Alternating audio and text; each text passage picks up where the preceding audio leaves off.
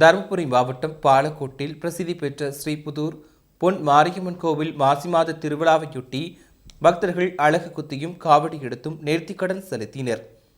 பாலக்கோட்டில் அமைந்துள்ள ஸ்ரீபுதூர் பொன் மாரியம்மன் கோவில் மாசி திருவிழா கடந்த 19ஆம் தேதி கொடியேற்றத்துடன் தொடங்கியது.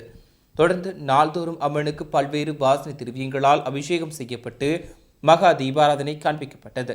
இந்நிலையில் கிராம மக்கள் ஒன்றிணைந்து கரகாட்டம், ஒயிலாட்டத்துடன் மேள தாளங்கள் முழக்க அழகு குத்தியும் பூக்கரகம், தீச்சட்டி, பால்குடம் எடுத்தும் தீ மிதித்தும் அம்மன் வேடம் அணிந்தும் காவடி எடுத்தும் தங்களது நேர்த்திக்கடனை செலுத்தினர்.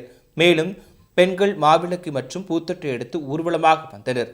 இதில் திரளான பக்தர்கள் கலந்து கொண்டு சுவாமி தரிசனம் செய்தனர்.